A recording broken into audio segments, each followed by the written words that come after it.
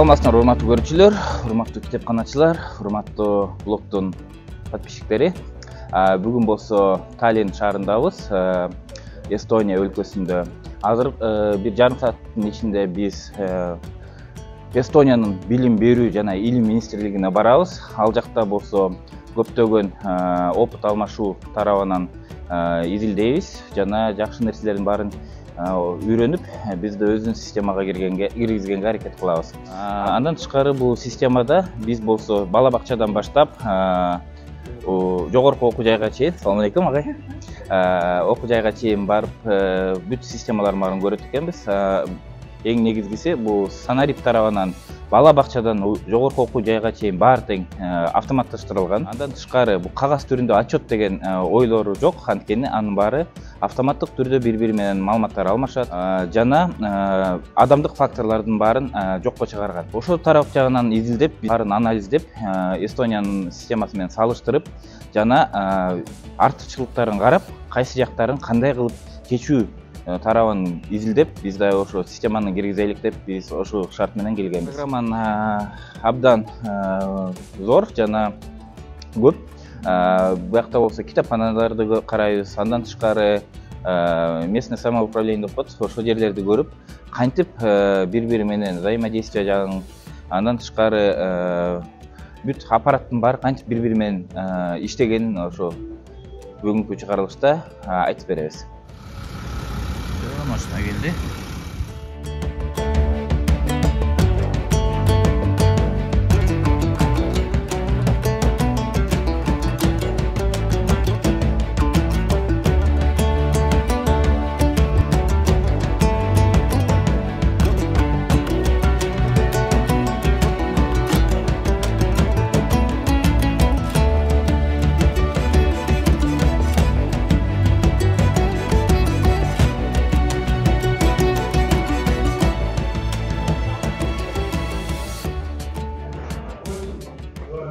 Министрлигине келдик. Министрлик буякта пресс wall бар экен. Бул жерде болсо конференция зал экен.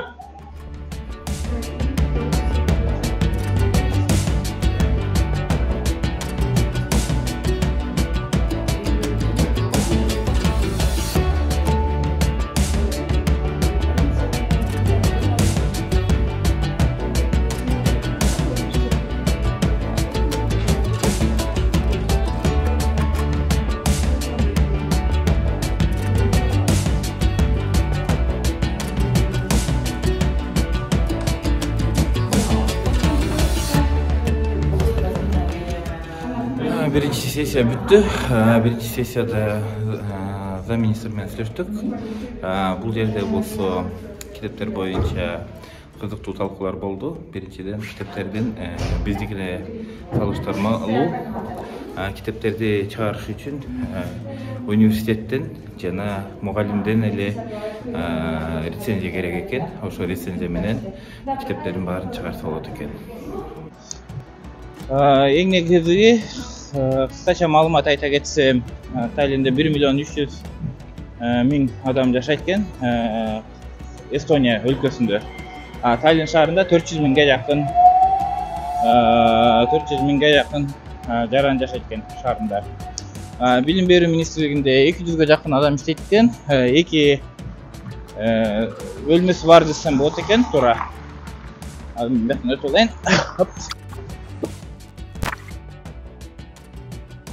Эки зданиясы бар экен билим берүүнүн. Ал жерде болсо 200ге жакын адам иштейт. Здрасте. Жана кызыктуу нерселерден айта кетсем, китеп тарап жагынан алардыкы жеңилирээк экен. Мисалы сиз издательство болсоңуз, ошо китеп жазып, университеттен жана мугалимден рецензия алып, ошо китептерди чыгарып, базарга чыгарса болот экен. Маданиятка жараша жана мындай тарыхка жараша китептерди бул кичине строгий формат дейт. Ошо китептерди чыгарган. Калган тил жагынан, сабактар жагынан китептерди чыгаруу бул жерде мектеп жана мугалим чечет экен да. Ар бир мектептен ар бир мектепте өзүнүн бюджети бар болот экен. Бул мамлекет тарабынан бөлүп берет экен. Ал мамлекеттен бюджеттен мугалимдер менен кеңешип ар бир мектеп өзүнө тиешелүү керектүү китептер сатып алат экен. Андан тышкары бул санарипти киргизүү системаны өзгөртүүнү 3 этабынан болгон экен реформанын. Биринчи реформасы бул 90-жылдары Прыжок тигра деген концепция менен баштаган экен. Ал болсо кыскача анан толук маалымат менен айтып берем. Ал жерде болсо ар бирине компьютер алып берип, техника алып берип, андан кийин окуу жагына көп көңүл буруштур. Азыр болсо биз экинчи кеңсеге келдик.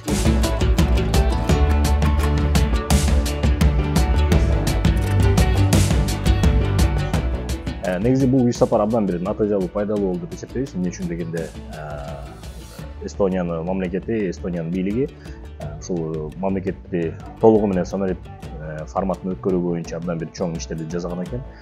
Биз буга чейин телевизордон же массалык маалымат каражаттарынан угуп жүрсөк, биз өзүбүздүн көзүбүз менен да көрүп болдук. Эмнеге дегенде ар бир кичинекей мекеменин иши, кичинекей бир чоңураак мекеменин, орточо мекеменин элдер менен кандай баягы эл кызматына жарай турган бир кичинекей кызматтардын баарын тең булар бүт санарип формат өткөргөндүктөн ошонун баарын өзүбүз көрүп отурабыз. Бунун негизи өзөгү бул 90-жылдардан бери келе жаткан экен. Эмне үчүн дегенде 90-жылдары Эстония бийлиги ошону мындай көрөгөчтүк кылып, булар атайын ошол жака бир уругун сепкен экен дагы, ошонун натыйжасын, ошонун пайдасын эми көрүп, мамлекет айтканда бир оор форматтан жеңилирээк, кыйналбастан өтүптүр дагы.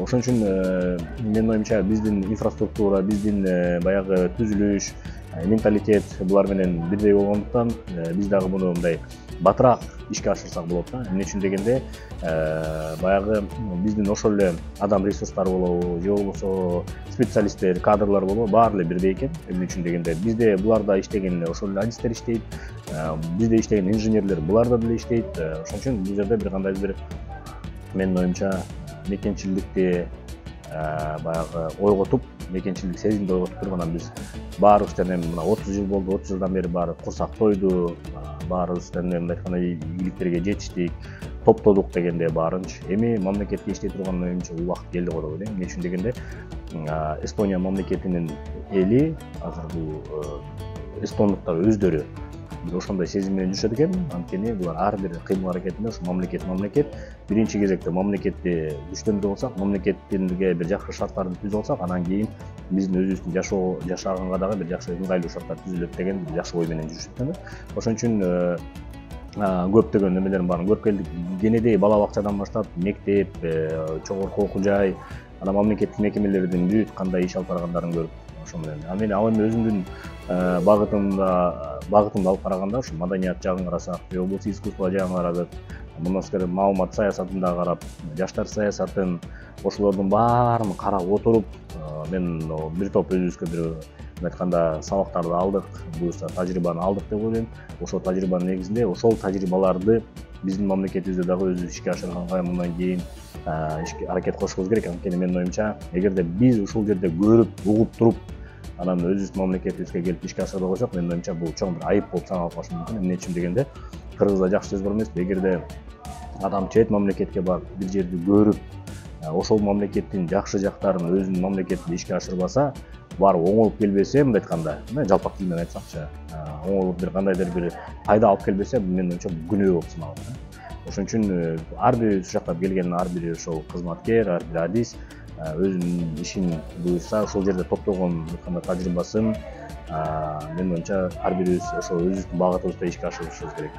Анан дагы бир чоң булардын өзгөчөлүгү, бүт булардыкын аутсорсинг деп коет эмеспи? Бул маданият тармагын, искусство тармагын булар бүт аутсорсингге беришет. Ошол эле билет сатуу боюнча, же болбосо кандайдыр жанагы спектакльдердин репертуарларын кандай кылып чагылдыруу боюнча, массалык маалымат каражаттары кандай иштейт, булар баары аутсорсингге берип коюшуп коет. Бул баягы башка тарапка мамлекет баарын өзүнө эле камтып отура албастан, бүт баарын ошол бир жеке компанияларга берип, анан ошолор жүргүзөт. Анан бул жерде бүт баары баягы авирге жараша деп айтат, баягы орусча айтканда на совесть деп коет го, ошентип берип коюшуптур. Эмне үчүн дегенде, алар жылдын аягында пландайт экен, бул иштерди иштерди кылабыз, аткарабыз, мынча пайда табабыз деп. Ошонун негизинде анан булар жыл ошону баягы бекитишип, министрлиги бекитип, ошонун негизинде мисалы театрлар мынча постановка болот, мынча спектакль болот, ошонун санына мынча адам келип көрөт, ошондон анан мындай пайда түшөт деген булардын расчеттори менен келдим дагы. Анан ошолордон билеттерди онлайн сатышып, ошентип баягы көрүүчүлөрдүн санындагы пайдасын да алып. Музейлер боюнча да ошондой эле экен. Анан булардыкында эч кандай мамлекеттик кинотеатр деген жок экен. Булардын бар кинотеатрлардын баары тең бүт жеке менчикте өтүптүр дагы. Бирок кандайдыр бир көзөмөлүн же болбосо кандайдыр бир тапкан пайдасын сөзсүз түрдө бар мамлекетке беришет экен да. Ошол жагы дагы бар экен, бир топ иштери. Анан булардын эң чоң эмеси, буларда Эстонияда көбүнчө музей бар экен. Ошо музейлер тармагында дагы бир топ иштер бар экен. Анан археологиялык, маданий баалуулуктар боюнча да бир топ иштерди жүргүзүп, баягы эсепке алуу, аларды каталог кылып электрондук форматка өткөрүү боюнча дагы бир топ жумуштар өткөн экен. Бирок мен эстондуктардын өзү менен да сүйлөшсөм, булар айтат, ооба, саңарептеши абдан дагы жакшы, бирок биз анча-мынча баягы эмени да унутпашыбыз керек деп атат да. Адамдык мамилени дагы баягы бири менен түзгөн баягы нетворкинг деп коет эмеспи, бири менен сүйлөшүү, маектешүү дегенди ошону дагы эске алыш керек деп, ошондо унутпашыбыз керек деп айтты. Эмне үчүн дегенде, баарын эле санариптешүүгө өткөрүп салсак дейт, анда адам бири менен сүйлөшпөй калат дагы, анан жумуш дагы жүрбөй калышы мүмкүн. Булардын дагы өзү айткандай бир аз мындай жакшы эмес бир тенденция бар экен. Анткени ар бир өзүнүн кеңсесинде отуруп алып, бири менен деле сүйлөшпөйт экен. Ошондой жактан менимче ошол кемчиликтерин эске алып дагы биз кандайдыр бир оңдоп коюшубуз керек деген ой. Деги ошол негизи уюштуруучуларга дагы бир терең ыраазычылык билдиребиз. Эмне үчүн дегенде уюштуруучулар абдан бир жакшы айтканда жиш кылды программаны. Эмне үчүн дегенде ар бир күндү же болбосо бир саатты да текке кетирген жокпуз. Иш-чарадан иш-чара болот. Мен бул жерге жанагы ошол бизде билет системасы боюнча келгем да. Билет сатуу ошону кандай ишке ашыруу боюнча. Ал жерде биз абдан айтканда ойлонуп атканбыз, кандай кылсак. Мамлекет баягы министрлик өзү бирдиктүү система иштеп чыгып, анан ошону баягы таратты. Жок. Мен Казакстан менен Россиянын дагы опытын көргөм. Мына Эстонияга келип дагы өзүм күбө болдум. Эмеге министрлик өзүн албаш керек экенин түшүндүм да. Министрлик өзүн албаш керек экенин түшүндүм. Эмне үчүн дегенде, bunun баарын жанагындай аутсорсингке берсек, ошо аутсорсинг негизинде бул жерде эме абийир маселеси болуп калат. Мен жана жогоруда айткандай, эгерде алар так туура чынчыл иштесе, менин оюмча министрликке дагы утуш болот, аларга дагы утуш болот да. Анан ошонун негизинде бир топ ийгиликтер жаралат деп ойлойм. Эмне үчүн дегенде, билетти мисалы биздики музейдин системасы башкача, булардыкы деле ошондой экен. Кинонун эмеси спецификасы башкача, аларга дагы түшүнүп атабыз. Анан кийин китепкана, театрлардыкы дагы башкача. Анан спорт боюнча дагы бар экен. Ошолордун ар бир багытында айтканда системасынын функциясы бирок башкача болот экен да. Анан ошолордун баарын биз карап, изилдеп чыгып, анан ошо Эстониянын опытын эле биз тажрыйбасын эле эске алып, ошону ишке ашырабыз деген ойдомун. Анан мындан тышкары ошол бизде жанагы археологиялык баалуулуктар боюнча бар, историко-культурный наследие болобуз. Ошо тарыхый маданий мурастар боюнча ошол иштер боюнча дагы бир топ иштерди жүргүзөбүз. Эмне үчүн дегенде, булар дагы биринчи электрондук форматка өткөрүп, демеге колго жазышып, кол менен баары такташып аныктагандан кийин анан баарын ошону электрондук форматка өткөргөн экен. Мындай каталог түзүп, анын тизмесин түзүп дегендейчи. Ошонун баарын биз дагы ошолордун баарын үйрөнүп кандай кылабыз. Ошол боюнча дагы буюрса ошо апрель айында булардын дагы адистери келе турган болсо, ошо апрель айында булардын адистери келсе, биздин министрликтин кызматкерлери менен жолугуштуруп, баягы жыйын өткөрүп, кандайдыр бир алардын тажрыйбасын дагы кененирээк түшүндүргөнгө бир жакшы бир шарт түзөт деген ойдомун. Мен ушул жеке конуш долбооруна ыраазычылыкты билдирет элем. Ошондо мен да биринчи жолу келип атам. Бирок ушул Эстония чыгаардын алдында Эстониянын сайтын карап, ошо административдик территориалдык реформа өткөндөрүн карап чыккам. Анан бүгүн өзүнүн ушул ассоциациянын лидери менен жетекчиси менен биз кезигишип көп маалыматты алдык. Маалыматта баягы административдик территориалдык реформа бизде азыр жаңыдан болуп атат. Бизде деген баягы ирелештирүү боюнча айыл өкмөттөрдү жаңы жарлыгы чыгып президентибиздин, ошо жумуш азыр аткарылып атат. Анан бүгүн болсо атап кеткендей баягы тобокерчиликтери бар, артыкчылыктары да бар да. Ошону мен бүгүн жакшынакай маалыматты алдым. Анын үстүнө баягы штаттык бирдик деген болот ар бир айыл өкмөттө.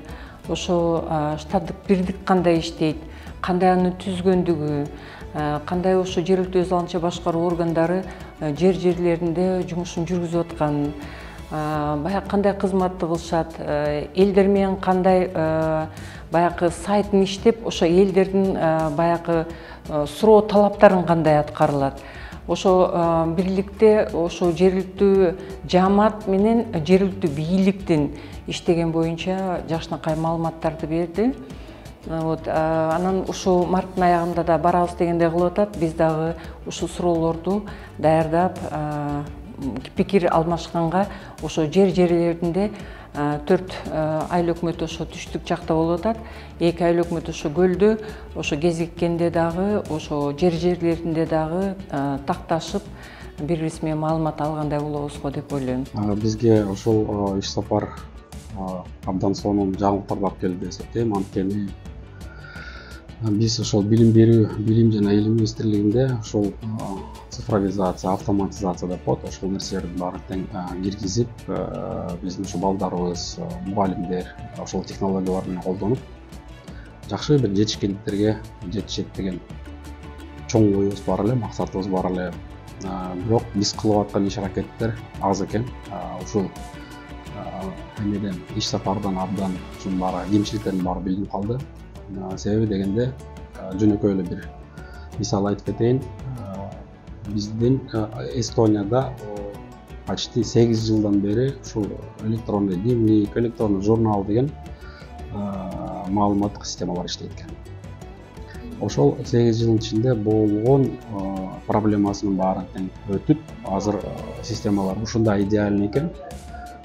Толук маалымат бала жөнүндө, ошо баланын окуп аткан деңгээи жөнүндө, баланын эркиндиги жөнүндө ошол система өзүнөн өзү эле определять этип турат экен. Бул эми өтө чоң платформа экен. Анын ичинде детский садиктен баштап, мектеп, профтехучилище, анан высшее учебное заведение, то есть баланын өсүп ошол окуу жолунда түшкөн жолун мындай далилдеп карап турсаң болот экен да, кайсыл жакка барат, кандай жетишкендиктери бар экен, ийгиликтери бар экен. Информационный технология жагынан садиктерде 6 жашынан 5-6 жашынан баштап окутуп башташат экен. Анын өзүнүн сонун түрдүү модельдери бар экен. Баштаганда эле баягы компьютер деген эмне, вышка деген эмне, робототехника деген эмне деп ошону определенный этаптар менен ошо баланы садиктен үйрөтүп, 1-класс, 2-класс, 3-класс болуп, уламдан уламда сайын көбөйүп кетип, ошол мектептен көргөндө 6-7 класстын балдары уже Python тилинде уже код жазып атат. Бул деген 6-7 класстын деңгээли. Азыркы жанакы биздин программисттер, например, почти средний уровень, ошого жетип калыптыр. Баарыбыз эле эми программист болуп кетпейбиз, анын ичинде докторлор да керек, мугалимдер да керек, бирок азыркы заманбап талабында ошондой бизге биздин мамлекетке, дүйнө жүзүнө ушундай бир адистер керек болуп атат. Биз билимге абдан көп аракет кылышыбыз керек. Бул Эстон мамлекети 91-жылы мугалимдер айтып берген историясынан айтылып атам. После развала Союза булардын биринчи, то есть президенти мамлекетке кайрылып, бир кайрылуу менен кайрылыптыр да, ошол биз мына жаңы мамлекет болдук. Эми чтобы өнүгүш үчүн только технологияга, анан образованияга көңүл буралды. Биз өзүбүздүн тармагыбызда айтканда, менде уже баягы планым бар. Ошол план боюнча ушул мага керектүү жетишпеген билимимди, көрө албаган аналитикамды ошо көрүп келдим. Мен существующий системага ошонун баарын тең планга киргизип, технический заданияга киргизип, системамды жакшыртканга мен абдан аракет жасайм. Бул биринчи эле этап болот. Ар бир нерсе 2-3 этапка бөлүнөт. Автоматизацияда баарын бир жазап жибергенге эч качан андай шарт болбойт, анткени бул дагы бир организм сыяктуу. Ал өсүш керек, бысыш керек, көп кыйынчылыктардан өтүш керек. Бирок эмне үчүн кыйынчылык деп атам? булардын в основном мен кайрылганым ушу эмне проблема менен столкнулись. Азыр биздин өзүбүздүн 3 жылдык планыбыз бар. Планыбыз аты Санарип 23-26 жылга ошо өзүбүздүн отделибиз менен министрлик менен ар бир управление менен кеңешип жазып чыкканбыз. Ошонун жүзүн качан көрөбүз деген маселеде. Ошол 3 жылда коюлган өзүбүздүн максатыбызды 26 жылы баягы итогун көрүп, анан ошондо биздин ошол ата энелерге, мугалимдерге, окуучуларыбызга только ошондо гана билинет да. Биз фундамент азыр жакшы курсак, анын үстүнө ошо балдар чоңоюп келатканда бир 10 жылдын ичинде жизненный цикл деп коет бир. Ошол тегеренип келгенде акыры итогу чыгат да. Биринчи максатыбыз ошол, экинчи максатыбыз булардын да өздөрүнүн кемчиликтери бар экен. Биз ошондо эске алдык. Анткени мени бир абдан бир ушундай маанилүү маселе жүрөгүмдү козгоду да. Электрондук китептер менен бумажный китептер. Ошонун ортосунда бир мындай баланс болуш керек экен да. Анткени баягы электрондук деп бар эле санарипте эле электрондук китепке өтүп кетсек, бул балдардын көздөрүнө дагы, анан баягы психологический жагынан дагы көп түрлүү факторлор бар экен. Бала не развивается, ребенок. Ошон үчүн оюн түрүндө болобу, китеп түрүндө болобу, булар китептен пока токтото эле экен. Ошондо мен 30% электрондук технологиялар менен китептер менен колдонот экен, бирок 60% кагаз, ручка. Бала жазып, ойлоп, критическое мышление пайда болуп, ошо абдан аракет жасайт экен да. Менин оюм баягы опыттын жоктугунан биз ойлогонбуз да, эми китептерибиз жетишпесе, жакшы китептерибиз жетишпесе, электрондук тармакта китептерибизди которуп, например, ошол эле бала окуса деген ой, бул жаңылыштык ой экен деп эсептеп калдым да. Ушундай бир өзүм ички бир немеге келдим да, жыйынтыкка. Анткени бул эми өмүр да, бул жашоо. Баланы эле санарип деп эле телефон карматып эле кулагына наушник келип койсо, бала физически деле өспөй калат экен. Көп тармактар бар экен.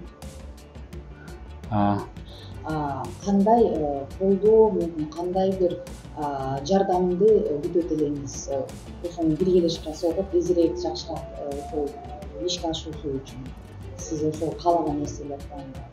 Бүгүнкү күнү эч бир запрет жок, эч бир тоскоол жок. Өкмөт тарабынан болобу, жарандык коом жагынан болобу, эч токтоо мындай алардын колдоосу санариптештерге эле аналитикаңар туура чыгаргыла, бул кагаз арылма жумуштан арылалы, электрондук форматка өтөлү.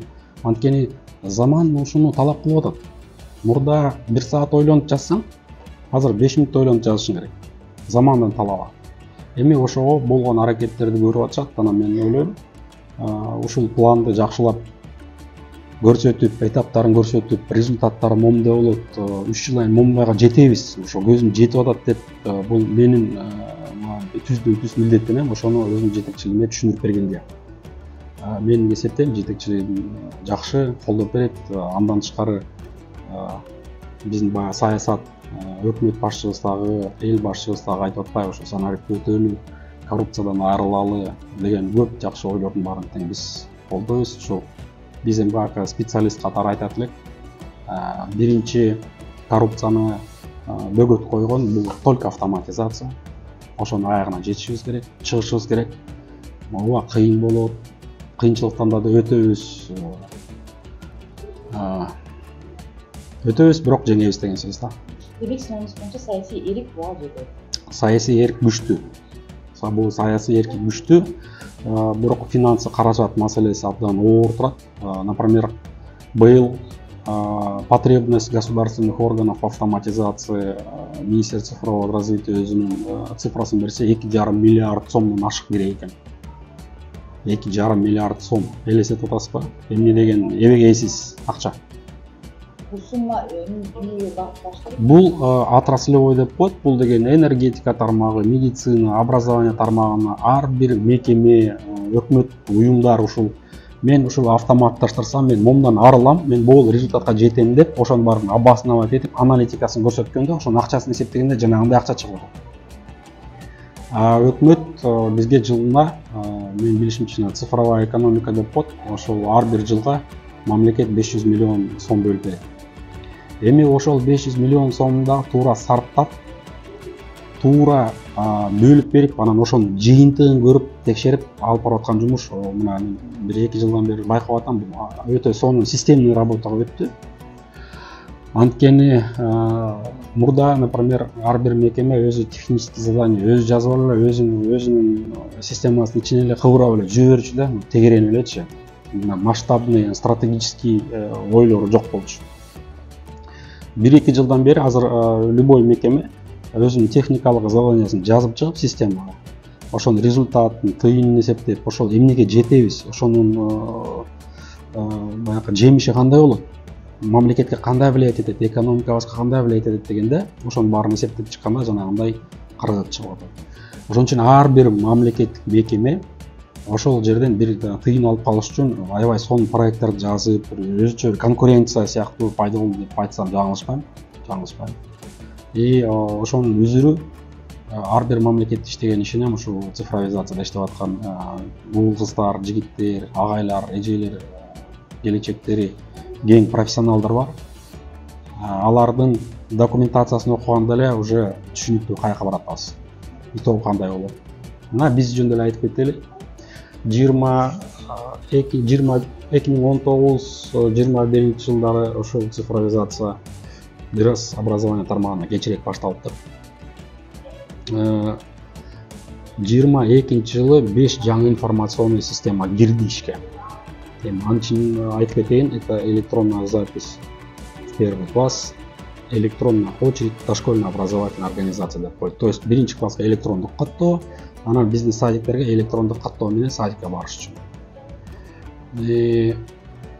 Бул эки системадан кирди иштеп атат. Да, бир топ кыйынчылыктар болду, бирок ошого карабастан бизде ошо министрликте, ошо АТНге дагы ошо туура информационный политикасын жүргүзүп, туура түшүнүп берип, мурдагыдай жана взятка, коррупция деген жок, анткени система жестко автоматизирован. Аны эчтеке кыла албайт. Процедуралары, положениясы, бизнес процесстер так жазылган.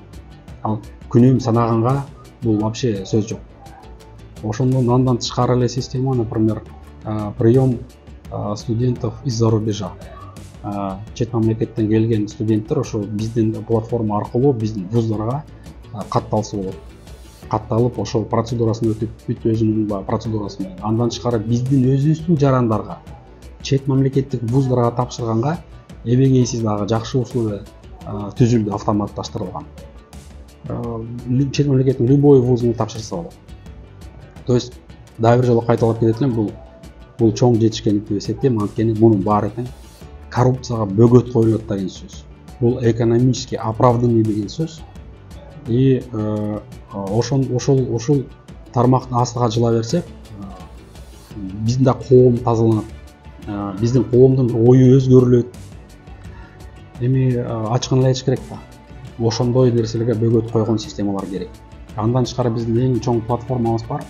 Бул жана информационная система управления образованием деп коет. Бул эки частька бөлүнөт. Биринчиси закрытая часть, экинчиси открытая часть.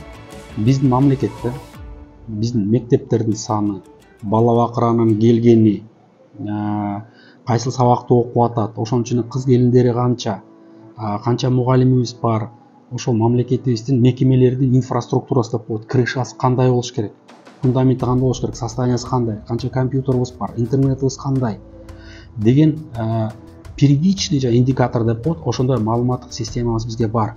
Бирок ушул күнү бул биз азыркы сапарда көргөнүбүз көп индикаторлор бар экен. Укмуш индикаторлор бар экен. Эми ошону киргизсек, ошол индикатор. Жөнөкөй пример.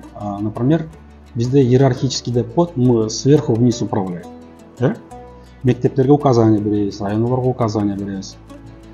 Бирок ошонун баарын айтылып, анан баягы директор школа айтып, мугалимдер иштеп, ошол информацияны балдар жөнүндө, мектеп жөнүндө информацияны системага киргизиш үчүн ушундай цепочкадан өтөбүз. Бул туура эмес нерсе экен. Анткени пока өзү мугалим, АТН же бала окуп аткан окуучу кызыктар болбосо, ал системага канча урушуп киргизип атсаң эле баягы эле ортодон эле кыйналып эле жүрө беребиз да. Булардын фишкасы ушул маселени кантип чечтиңер десек, алар айтты. Биз услуганы көбөйттүк. Например, бул Таллин шаарында жол кире. Сен ошол системанын ичинде болушуң керек экен, бала. Ошол системанын ичинде сен жок болуп калсаң, сен льгота ала албайт экенсиң. Льгота жокса. Ата-энесинде определенный льготалар жоголот экен.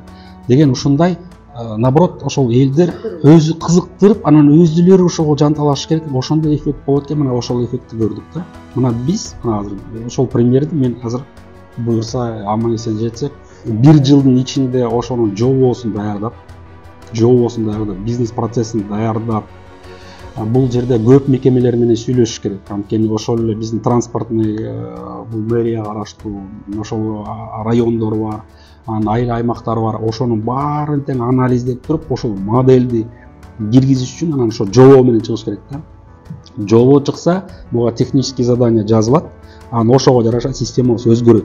То есть модель управления образованием уже көрүнөр башкача өзгөрүлүп атат. Бул эмнени маалымайт? Например, биздин маалымат системаларыбыз динамическая система деп коет. Бул живой.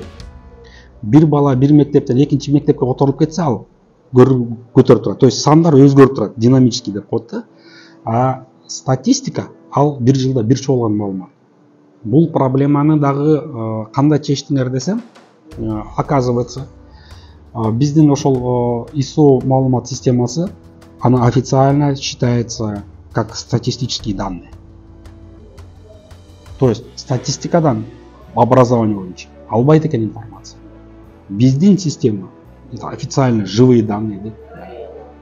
Ошондой булар мыйзамга да киргизип коюштур. Ошондой бир фишкалары бар экен да. Эми ошол 75 услуганы кантип элдерди кызыктырып баарын тең ошол специалисттер менен сүйлөшүп, карым катнашты үзбөй дегендей, контакты, адреса, данные, жеке сүйлөшүүлөр да болду. Анан бир ушул мен да абдан сурандым ушундай деңгээлдеги специалисттерден жардам бериңиздер, көрсөтүңүздөр, үйрөтүңүздөр. Болбосо ошол тажрыйбаңыз менен биз менен бөлүшкүлө. Сер, например, 8 жылда өтүп аткан, 8 жылда өткөн проблемаларды мен 10 жыл өтпөйүн, мага 1 жыл, 2 жылда өтүшүм керек деп баягы жыйынтыктар качан көрсөтөт ойлойсуз? Эгер баарысы ойдогодай болбойсу. Алгачкы жыйынтыктарда? Алгачкы жыйын болбойт албетте. 1 жыл. 1 жылда ошол эң чоң олуттуу 4 маселе бар. Ошол 4 маселени ошол 1 жылда жоболору менен бүтүрүп, системага изменение киргизип, вообще образованиянын көз карашын өзгөртүп, башкача иштеш керек экен деген модельге 1 жыл убакыт керек, мага көзүм жетти. 1 жылдын ичинде ошону жасаса болот. Бирок буга деген эрк керек, ошол жетекчинин да эрки керек, коллективдин да поддержкасы керек, министрликтин да поддержкасы керек. Мен ишенем, биздин министрликте андай адамдар абдан көп. Мынакей Таллин шаарына учуп кете атабыз. Көргөнүңөргө рахмат. Дагы көптөгөн маалыматтар болсо бөлүшүп турабыз. Китепканачынын блогунан жазылып, подписка кылып, биздин чыккан жаңы серияларды көрүп тургула. Көрүшкөнчө.